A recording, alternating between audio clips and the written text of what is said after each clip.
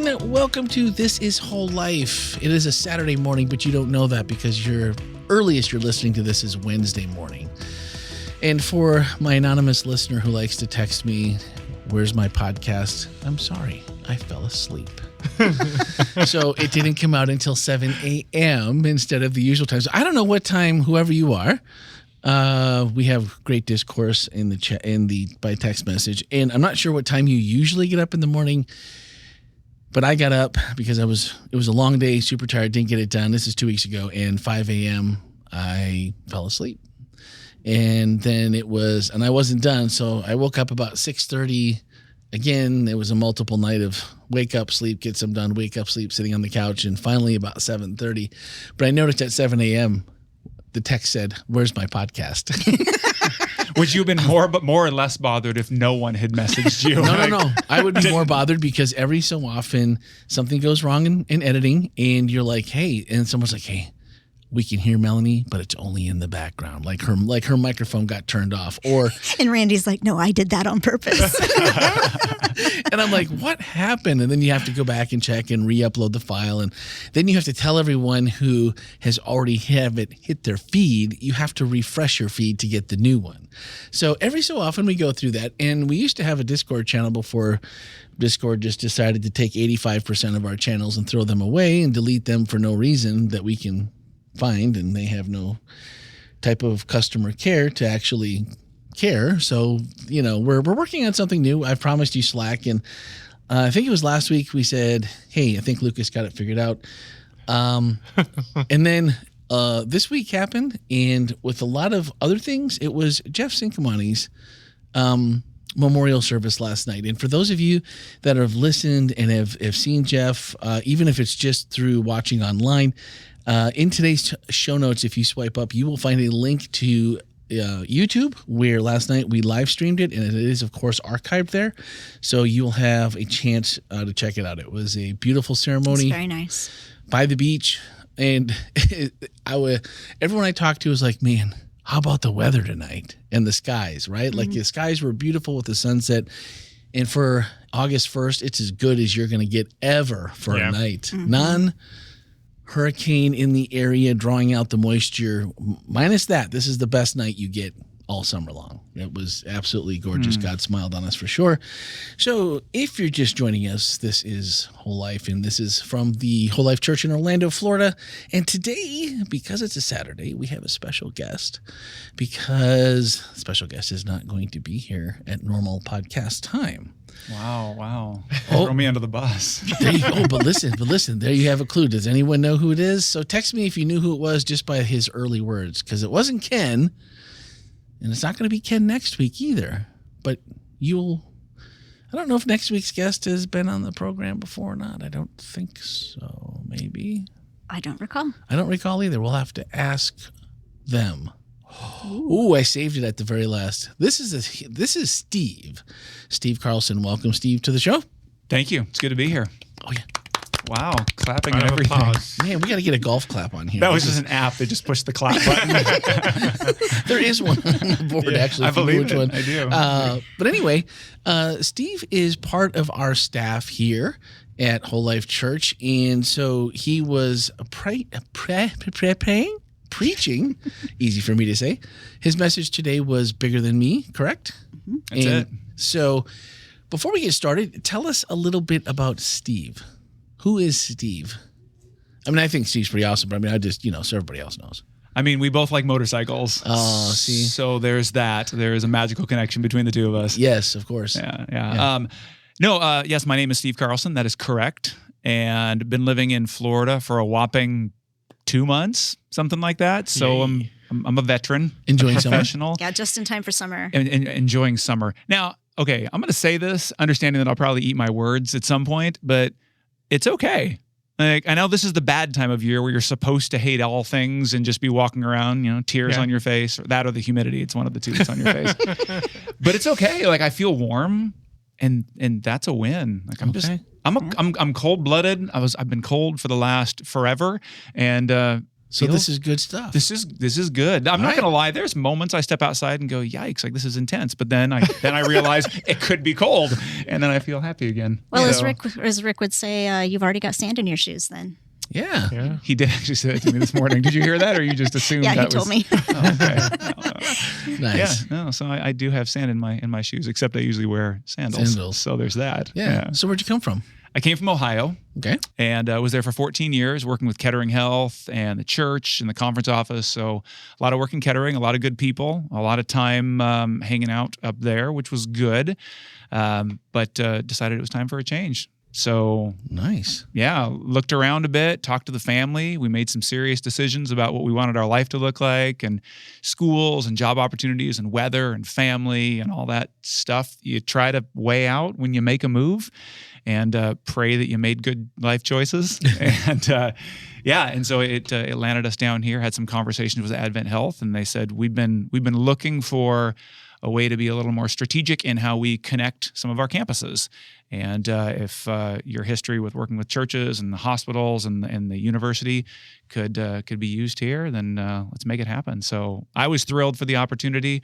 My job, I don't know if you said it already, chaplain for educational spiritual integration. So working from the church. That's a big one. I know, right? Yeah. I just said, how many words can you put in my job title to make me sound important? And this is what they came up with. I think they're about accurate, though. That sounds about right, doesn't it? Didn't it feel weighted about? It felt accurate? right. It did. Yeah. Of course, it's on the screen. It's not a lower third. It's a lower half. So we might have to shorten it. I don't know what the acronym is, and I'm scared to figure it out right now. The longer I'm here, I'm hoping they just add words to it. Like every year I'm here until it's a whole paragraph. So no, that is the job though. So my office is here at the church. So lucky me, get to hang out with you guys and all the wonderful people that work here. And then collaborate with the graduate medical education program over at the hospital, our residents that are coming in, supporting them, connecting with them, as well as the university students. So lots of good people. And I'm also realizing just how many people are here and how many layers there are here. It's going to take me about 73 years, ballpark, to understand it. Yeah. So I'm working on it. Roughly 72 or 73 years. Yeah. I like the math. I like it. Thank you. Yeah. So my spiritual gift. Yeah. Well, that's what glad you noticed. Clearly, that's another thing we share in common. You also mentioned your family and your family being your motorcycle. So did you bring anybody else with you other than your family, your Triumph? I did bring my Triumph, so there's that. And I also, my wife said I was barely going to have a family if I kept a motorcycle for very long. So we're working things out. She's like, hey, gonna have to choose where your love lands. One of these. So we need to go for a ride and then bring something really nice back for her. It's like the only way this could have happened was because we were on the motorcycle. It's true. I figured just a ride on the motorcycle would be enough for her. But I have a lot of good ideas. Okay, I believe you. Yeah. I believe you. Yeah, so we'll talk. Okay. I do love the motorcycle, not nearly as much as my family. So just for some clarity here. Yeah, good. I definitely really like my family, and we're not in jeopardy in any way. Everything's good. My wife Daisy, she works for Advent Health in the corporate office, working with human resources, and so lovely person, smart person, beautiful. She is lovely. She is phenomenal. I'm a big fan. Yeah, actually, we had. Yesterday, I guess it would have been Friday, for those of you who are hearing this later, was our 21-year anniversary. Nice. Congratulations. So, thank you. So that's a testament to your good decision-making. Or her patience, whatever. Okay. Yeah. Well, Both. potato. It's good. And how long has the Thank you. motorcycle been part of the equation? I'm trying to. It's kind of come and gone from the relationship. We've Gotcha. had a rocky relationship with that. Some different chapters. So the extra points of mentioning your anniversary means you get to keep the Triumph for a little bit longer. One can hope. Well, and the kids always play into that equation when it becomes more and less popular through the mirror. I get that. That's been a part of mine too. Yeah. So it's all good. It's all worked out. But my wife is here. My kids as well. I've got 2 high school boys, a freshman and a junior at Forest Lake Academy. So 14 and 16 years old. So it's really nice to have people in the house with all the answers. It's been helpful to not have to wonder anymore about anything. Who needs Google? Thank you. Right. Yeah. I realized how to drive when my kids started doing driver's ed. Oh, did you? Congratulations. Yeah, I didn't know all the things I was doing wrong until I took driver's ed. What a relief. That's good. Right. Kids Yeah. are so helpful. They are aren't helpful. Yeah. Between them and all the people looking at you on I-4 as you drive past them that are also telling you how to drive, I'll should tell be you all what, set. I'm not going to take advice from somebody who turns left from the far right lane. You're lost. It could be way more fun for you out there. You don't even know the excitement you're leaving on the table just like on a daily basis if you're not doing that. Yeah, Florida's a special place to drive. So I too have been relearning how to drive since I got here. So Drive, survive. I mean, the words are interchangeable Yeah. there, just depending on how you, how fast and where, and just choosing to be on the roadway. That's about it. That's the minimum. So, all right. So we've got a chance to meet Steve a little bit. So I would encourage you, should you have not met Steve yet, go and check out the message. That is also in today's show notes when you swipe up.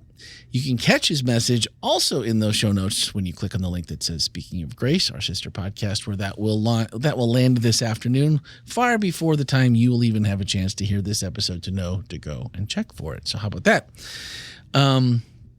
But that will give you a visual as well. So when you see Steve around, you can say, hey, that's Greg is his name? Steve? I forget. I forget. What did his lower third say?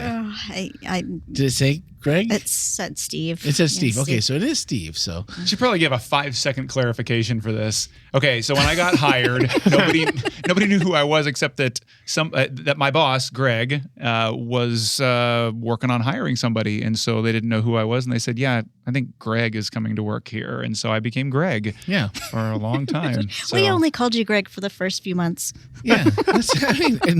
And I today- haven't been here for a few months yet, but and just to today- be clear, in And case today. anybody missed that. That was a forecast, actually. It was a prophecy, actually. So, that's that we have, and sitting next to me, I didn't introduce, is Half-Or Lucas. Oh, thank you. And when I found my other half. he found, now how did Wow. we lost the first half of the ore in Lake Dora, and we found it at Bear Lake. There you go. On Wednesday Yeah. or Tuesday or Wednesday. So, Yeah. hopefully we'll have that. We'll have the new Slack up so that we can drop that picture in, and then you can get an idea of what Half-Or Lucas it looks like. If you haven't had a chance to meet him, or you can go to the staff page, but you'll just find him under Lucas because we're professional that way. Clearly, very professional. Very, very. So, bigger than me. So you're asked to. You're new.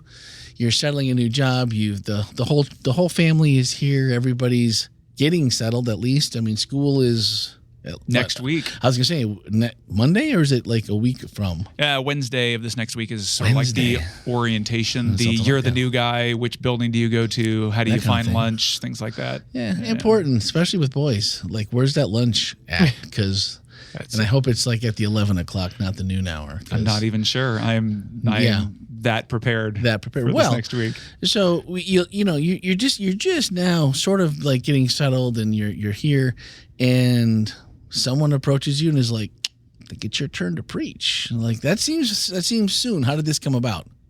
Well, there's a man named Ken who seems to have a little sway around here. He shows up on this podcast every now and again. Ken. Yeah, Ken. Yeah. I'm sure. Oh, You'll Red- meet him someday. It's fine. Yeah. Okay. Yeah. He's a decent guy. Yeah. He sounds nice. You'll probably looking like forward him. to Yeah. No, he gave me the opportunity to speak, and it's a lovely opportunity, chance to be able to get connected with people, and to meet all those who are going to the church that I haven't had the chance to meet yet, and to share with them a little bit about who I am. And it just takes a long time. For those of you that haven't done this recently, when you move, it's weird. It's disorienting. Even if it's good and you feel like, hey, this is the right choice, it doesn't matter. It's still weird.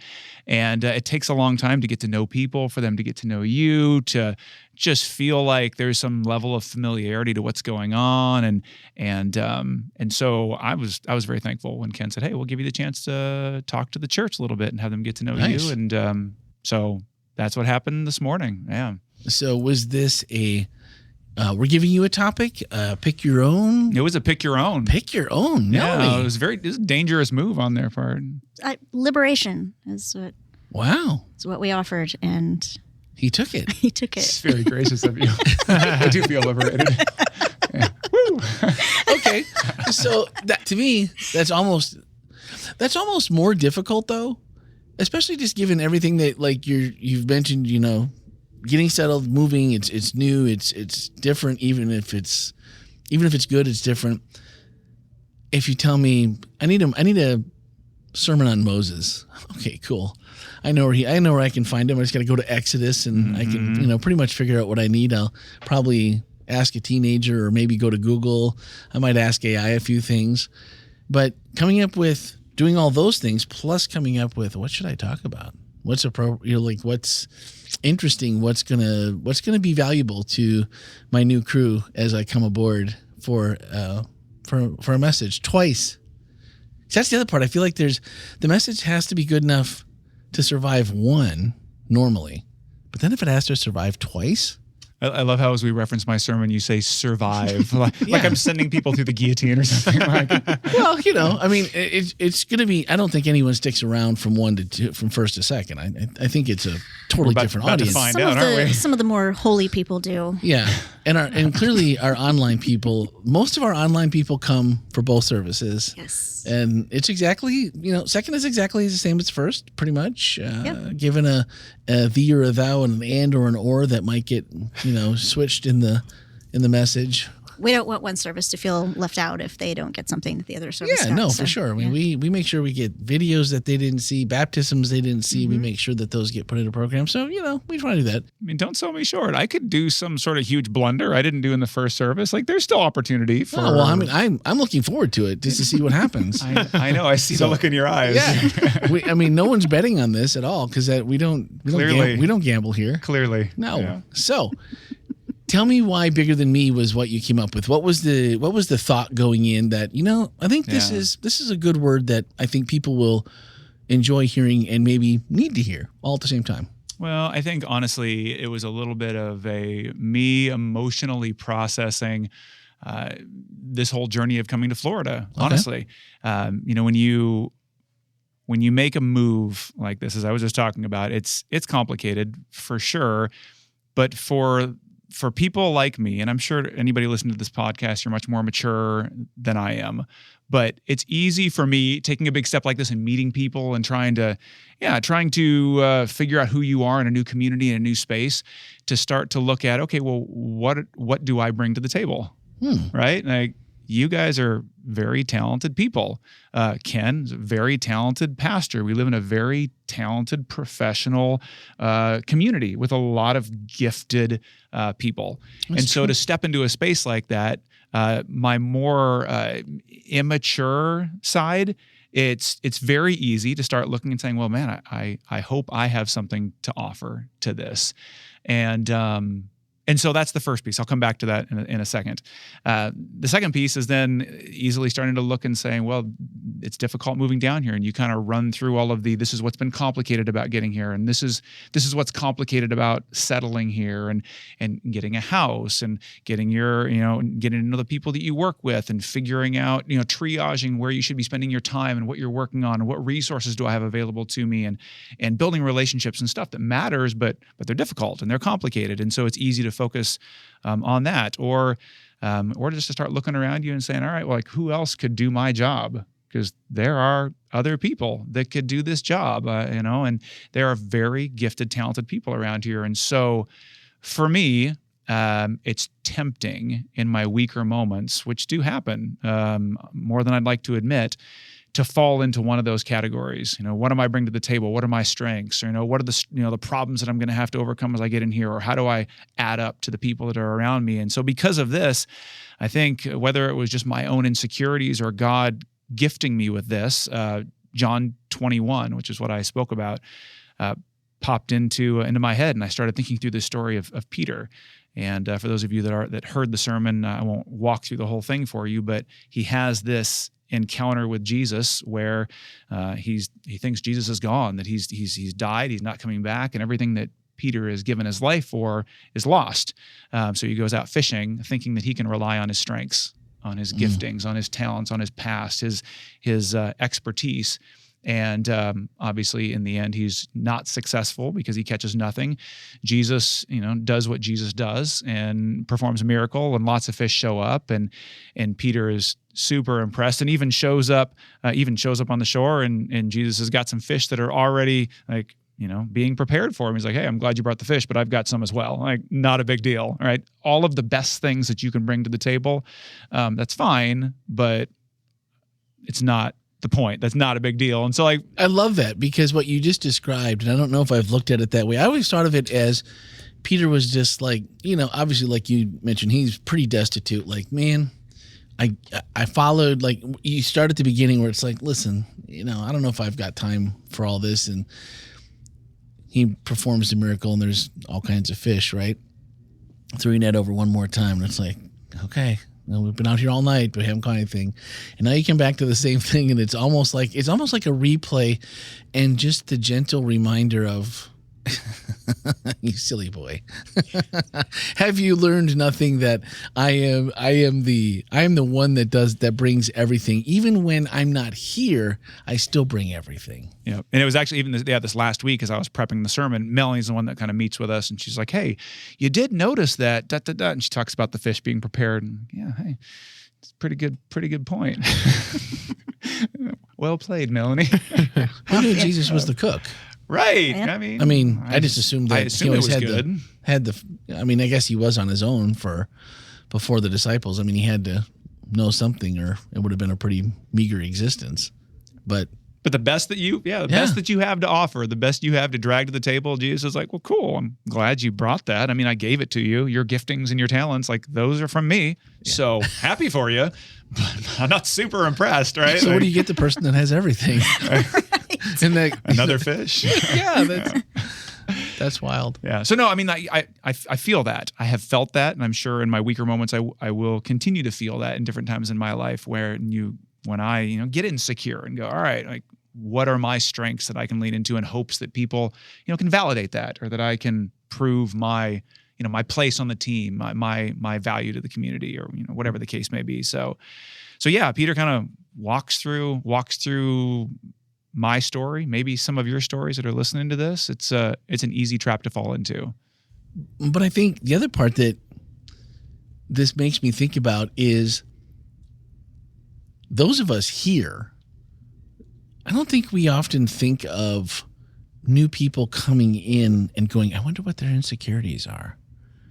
Or even you. I mean, you're a very confident person. You speak with confidence. You move with confidence. You speak intelligently when you have something to add, whether it's fun or intellectual or a combination of both. So I certainly haven't sat there and gone, man, that's Steve. I wonder if he's going to fit in. I wonder if he's gonna make it. But I'm thinking more also, like, if we don't think of that with someone that we see all the time, how many people walk through our door on a regular basis that look around and go, wow, like I can't possibly. I mean, I used to sing at my church in Ohio, but there's no way I'm asking Melanie or Albert if I can sing, because they're already way better than I could ever be. Or I don't know if I could. I mean, is there something that I could do here in a ministry that maybe isn't already being done by someone who seems really awesome? And we do. We have a lot of great leaders here. We have a lot of great, I don't want to say programming, but when we set out to do something, whether it's children's Sabbath school or it's a ministry or it's an event, we always shoot for more than excellence. We shoot for perfection, which sometimes is at our own peril. Thank you.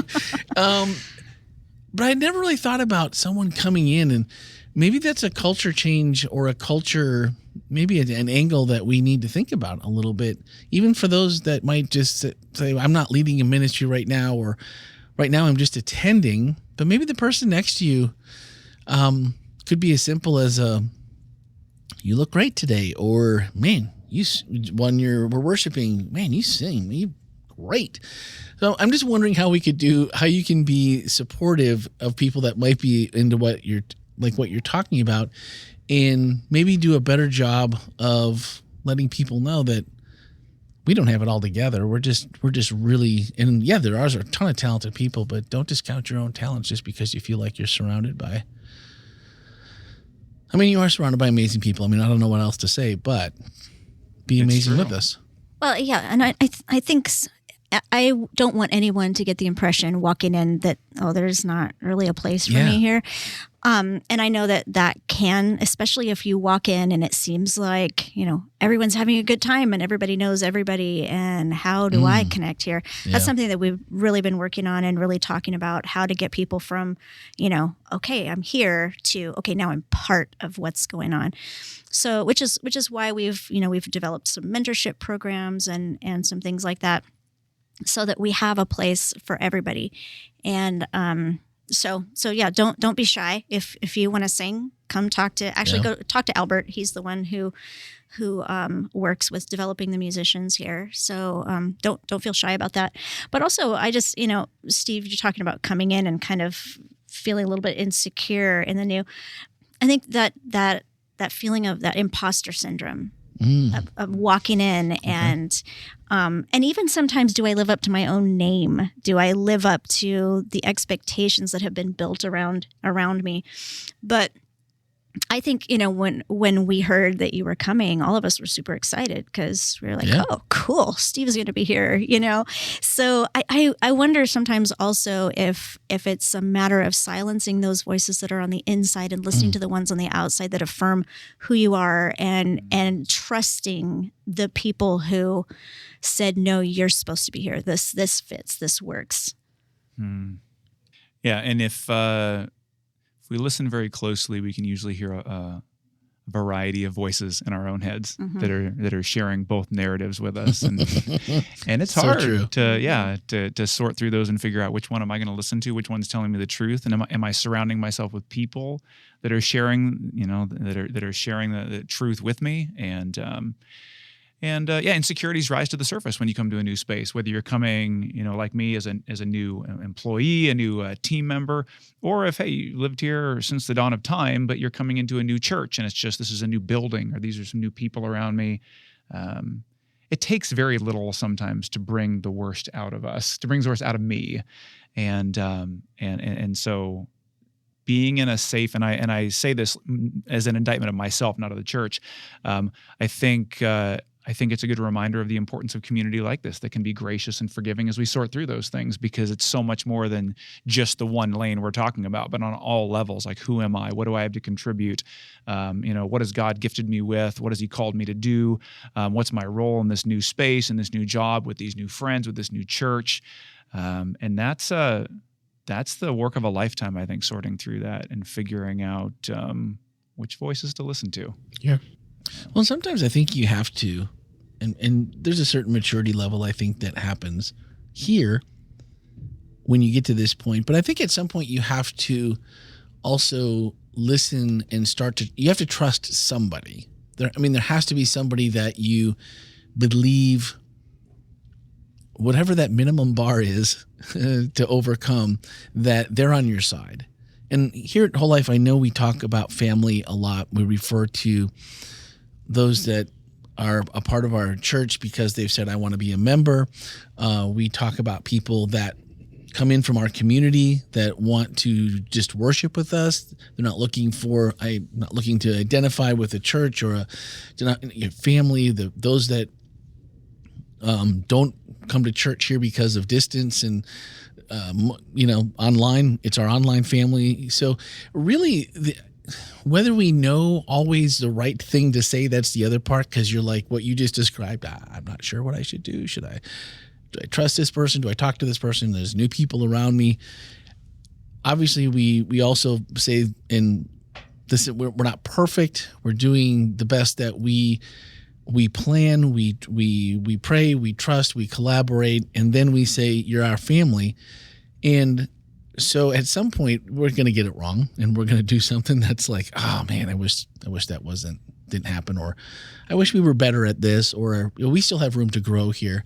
But at the end of the day, I feel like the invitation is trust us a little bit, and enough to say, I'm really nervous. I'm not sure where I fit in. I'm not sure where my talents are because it seems a little overwhelming.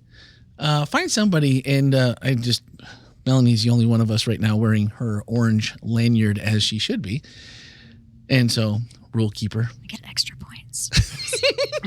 And it just reminded me that if you're here in person and you visit, look for someone with the orange lanyard or a purple lanyard. The purple lanyards are our welcoming team, and they are there to help you assimilate and to find what you're looking for, get you to the right class, get you to the right service, connect you with the pastor. On the back of every one of those, there is a QR code that'll can take you to our Connect card that will say, okay, a little more discreetly, I'd just like to talk to a pastor, or I think I want to be baptized, or any of those kinds of things. You'll find those. So if you do visit us, and if you find yourself on second floor, the elevator's right in the center of the lobby, come up to 204 and say, I'd really like a good cup of coffee. I've heard Randy hangs out here, and I promise I'll make you I can make you a nice one, but you're going to have to show up in 24 hours. It takes a little while to brew. I don't always have that on hand, but I can make you a hot cup in 5-10 minutes. You get to move to the front of the line if you bring a bag of beans. Oh yeah. Yeah, or a fresh bagels with some whipped cream. Not whipped cream, but the whipped kind. Cream cheese. Yeah, cream cheese, the whipped cream cheese. That sounds really snobby, doesn't it? Yeah. It doesn't sound snobby. It is snobby. Yeah. You can come if you bring beans and the whipped. We're going to have a picture of you in the office. Yeah. So, but seriously, I think that you're right. No matter, it doesn't even have to be a big church to be intimidated. It's just being in a new place. Well, I'm thinking about all the stuff you're saying. I think being here for such a short period of time, that's part of what I'm finding is beautiful about whole life. Not that it does all of those things perfectly, because it's filled with a bunch of people like myself that are just trying, right? Yeah, exactly. Trying to figure it out. And so what's beautiful about whole life isn't that it does all of those things perfectly, but it's that I believe it's filled with people that want to do those things well, and that are desiring to try to learn to do those things well. Just like me and the three others that are sitting around this table, I think we really just want to, what does it mean to live in community well? I mean, fun fact was, I think the top theme in all of Scripture it talks about is unity. Like, what does it look like to live together well? Because that's really hard. It's really messy because people are messy because I'm messy. And why is love number one too? Okay, unity and love. Oh, that sounds rosy. Because it is. It's so rosy. It's so good. But both are almost nearly impossible on each other. And then put them together, and it's like, wow. Yeah, no. So I'm just saying, coming into a space where not where people do it perfectly, but where they're looking at each other and saying, how do we do this better? How do we figure out how to follow Jesus, to live together, to love each other the best that we can? Yeah. And I think that's the posture of this church. It seems to me that that's the posture of this church, is desiring for that, and that goes a long ways. Yeah, I think that's beautiful. Yeah, and I think what we do on a regular basis is hold what we're doing up against our values. Yeah. Are we functioning according to what we say our values are? And that's how we make a lot of our decisions too. Yeah. Our participation is one of our values, which means we want people to be involved, we want people to be plugged in, we want people to belong and be in community, so that means that we want to be intentional about creating spaces for people to be part of what's happening. I think that's key. I'm glad you said that. The presentation that I gave in Fort Myers about a year and a half ago, that was kind of the core of my thing is, people, the biggest question people had for me was, how did you get them being like church staff? How did you let them allow you to do this? Or how did you come? It's like, well, it has to go with your values. Like, does this somehow, is it the Bible? Is it worship? Is it participation? Is it love? Is it all of these things? And if it's not, then it's, there's things where you just go, nah, I don't think we're going to waste our time on this. And I was surprised as to how many people, because the other one was, it feels like your church is like a Fortune 500 company, like you're running on a bunch of rules and bylaws and a very corporate structure. And I'm like, well, if that's corporate structure, then I guess I'm down for it, because at least we know we have guiding principles, and we're going to make sure that those are what is guiding our decision making. So like Melanie said, I think that's huge. And the other part is, because it's participation, I feel like it's given people a voice to step up and say, you know what, I don't really like this. Or could we improve on this? Or have you guys thought about starting this kind of a ministry? Or, and then along with the participation, good. you are nominated, right? Like, Yes. let's empower you to be that part, and then, continue working alongside and figuring out how to make it work. And that's where I think, like you said, you're not always going to get it right, because new things often fail. They often take wrong turns, and you're like, whoa, that didn't work. Let's try it again, though. So I think that's where not only is it okay to fail, but let's just keep going and let's keep moving forward and getting it as right as often as we can. We were just reading a book as a staff, and the title of the book, I think it resonates a lot with the culture here. The title was Practicing the Way. And I think that's what we do here. Like, we're not there yet, but we're a bunch of people that are practicing to get there. Look at that. Mic drop. I know, that's it. What else? You can't follow that. So if there was anything that you like prepared for the message that didn't fit in, or was like, it's kind of cool, but it's taking me off course, anything like that hit the cutting room floor while you were preparing for your message? Yikes. I mean, there's a lot of things that cross my mind that I just let them keep going. I mean, so many things. Anything pertinent to the message. Or pertinent or meaningful, or that didn't make it, that were maybe took it a different direction, but you thought, oh, that's kind of interesting. No. So I always like those tidbits. No, not necessarily. I don't think there was something in particular that I thought, man, I really want to include this, but I can't for the sake of time. I think there was a lot of soul searching for me, trying to figure out what's honest to where I am and to what I'm trying to process, and what's honest to what I see, in this church, the very few things that I understand and that I'm learning about that will be helpful and I think relevant to them. And those things I put into the sermon. And so there wasn't anything in particular that was like, man, I always want to find out. Include this. No. Like, hey, what, this would have steered us in the wrong direction, but it was also interesting, or maybe not the wrong direction, but it just wasn't enough to the point that it made my 22.33 second time limit. What was the time limit? 22 minutes, 33 seconds, I think. Isn't that the normal time limit? Sure. Or That's what we're going with, because then we will end up at 25, which is actually where we're supposed to be.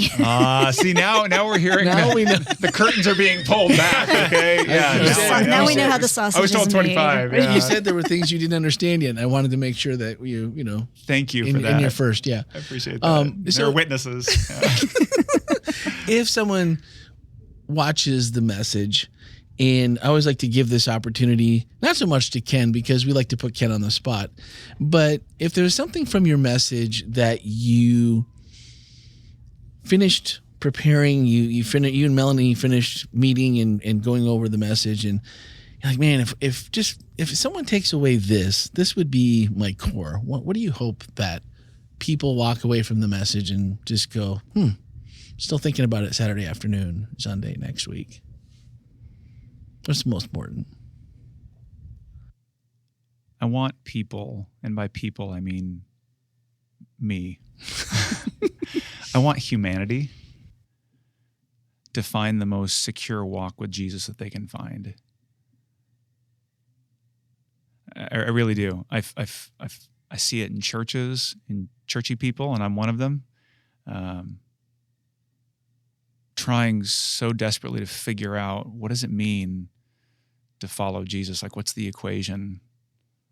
What are the things that the boxes I need to check, and the successes I need to have? What are the things I need to remove from my life, and the things I need to add to my life? And don't get me wrong, those matter, but going through those and the incredible amount of shame, guilt, confusion, just the disorienting journey that I think it can take us, that it can take me on. And I so desperately want people to find the beauty in looking Jesus in the eye and him looking back at them and saying, like, hey, you're enough.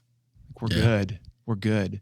And I'm glad for your strengths, but hey, like, stop focusing on those. And yeah, like, life is messy. There are problems, but just, hey, look back here. And sure, there are other people around you can compare yourself to, but don't waste your time.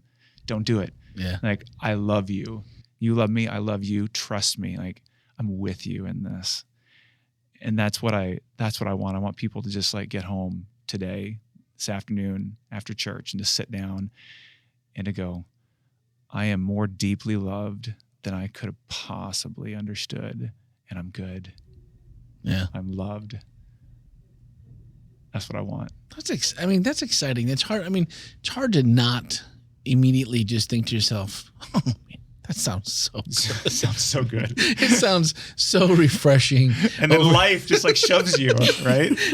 Places that I allow my brain to go that you're just like, it's useless. I've been here before. You've been on this planet. How long do you have to be here before you just should know, like, this is not a direction or a path that ever leads to anything but me later saying, oh, that's right. You were enough, and you were there, and you took care of me, and you once again worked out details in a manner that no one could possibly have put. If you put all the pieces with the answer on it, there's no way humanity could have figured out how to put these pieces together in the same exact order, timing, level, any of it. And yet it's like we still go through the same thing. So that's pretty awesome. Thank you. Did we have a question? We did have a question from the chat, right, Lucas? We did, yeah. All right, here we go. From Anonymous. If we are doing good things for God, how do we know if we are connected to the bigger purpose or if we are going through the motions? Is it just about how we feel?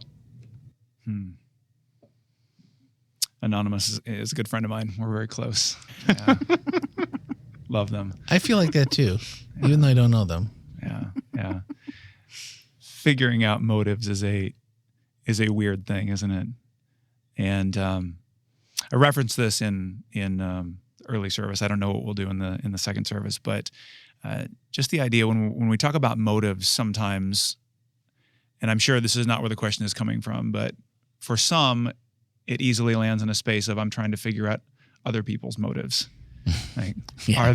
Are they Yeah. for those who may struggle? What is the criteria by which? Yeah. Here's that trust thing again. Yeah. Are they working from the right motives, from the right place, from the right space, with the right desire? The line that I've landed on, for me, this is just a made up line that I tell myself this literally when someone cuts me off in traffic, which doesn't happen on I-4. When I have any interaction with people that could cause me to go, oh, come on, and it's basically this. It says that everyone is doing the best they can with the tools they have in the moment they're in. And I tell myself that over and over and over again, to look at them and say, like, that was really rude, or that was really messed up, or that was really offensive. But I'm going to assume that you're doing the best that you can with the tools that you have right now in the moment that you're in. And I could be wrong, but I want to default to assuming that if I were in your shoes, I would be doing the same thing and I'd be struggling in the same way. I could be wrong, but that's between them and God to sort out. So it's given me a lot of freedom to step back and say, whatever their motives are, I'm going to assume that they have the best of intentions. So there's that. It's not a biblical thing. This is a me thing that I found is helpful for me every day when I wake up. So there's that. I think I'm getting a look over here, and I know I'm feeling very convicted about the judgments that I pass when I'm driving on I-4 right now. Hey, you come up with your own line, okay? It's whatever you need. This is a me line. I will try to get to the point where I'm like, I'm sure you had a good reason for doing that. I saw you from 48 cars back in the right lane when you knew that lane was ending just like I did. But I'll assume that I'm, no. Hey, so the what is it called? The what's the book? The 7 Habits of Highly Effective People. Mm-hmm. Yeah, his example. He tells a story in the beginning about the guy who's on the subway with his kids, and they're running all over the place, and they're hitting people's newspapers. Obviously, it was written a long time ago. And finally, someone walks over to the dad, and he's like, "Hey, control your kids. What's wrong with you? Pull it together." And he says, "Yeah, I'm really sorry. We just left the hospital where their mom died. They don't know how to handle it either." I'm like, yeah. Oh, yeah. Okay. Yeah. So the person that's sitting on the train that isn't controlling their kids, it's like, all right, you might really need to pull it together and do something, but you also might really have something happening in your life that I know nothing about. Mm-hmm. Yeah. And so I want to default to that as much as possible. So there's that, but that's other people. For myself, when it comes to motives though, number one, I found that usually I don't know, that it's really hard to sort through that and figure out where is this coming from. But the initial indicator that I have some concern for myself is when my thoughts are more wrapped up in how I'm being perceived in the moment than how God is being perceived. And when I find those feelings show up, because they do, they show up every now and again, more than I'd like to admit. That's a good moment for me to check myself and go, okay, this is coming from a place that isn't ideal. It's not where I want it to come from, and it is about me, and my motives are not. And that's been a good safety check for me. That's also how I know that you're in the right seat in the right bus here at Whole Life. If you look at the rules that's written on Ken's board, it is the rules for us when we meet there once a week for a multitude of different meetings. Rules for engagement. One of the rules that we've had since I've been here anyway, probably since Ken, is the assuming good intent. That, even if it comes out wrong, even if it isn't perceived or taken in the way that it was intended, we're going to assume good intent until we find out otherwise. And then we're probably going to make you buy us lunch or something as payment. No, that's the spirit. Yeah. Assuming good intent. I love that. So, okay. Well, thank you for coming. I hear the hallway is getting noisier and noisier. That means everyone is out of Sabbath school classes. They are ready to head back in for second service, which means it's almost time for Steve to preach. It's almost time for Steve 2.0 and Melanie to escort him downstairs amongst his fans and keep them aside so that he can make it there on time. He's going to show up in his motorcycle. I'm the bouncer. Yeah. The bouncer. That's hallway bouncer. Should have rode the Triumph in. I think when we need to do a double preach, we do have ramps. I'm not sure wheelbase if we can get up there. We can try it though beforehand. I think we should drive them in from both sides. Okay, there are some logistical issues that we might have to address. Okay. We'll find a way. Don't give up. Don't give up. I like Lucas's positive attitude here, right? We're practicing the way. Right. And Melanie's assuming good intent on our side. Mm-hmm. And we're just running with it. So next week, join us again because it's going to be a back to school message with Aubrey Toup. And I'm not sure if she's been. I feel like she had to have been on before. But you know what? I know she preached before, but I think she was gone. I think she left right after that message, and we didn't get a chance to do that. So we will do our best. So you can meet her here on the podcast as well. She is our family and children's ministry pastor. So, Steve, thanks again for taking the time between services. It's like preach, and then go preach. And so I'm sorry that it's 3 in a row, but thank you. Happy to be here. For making it possible. So we never like to miss anyone preaching, if possible, to get them on the podcast. So, guys, thanks for listening and have a great week.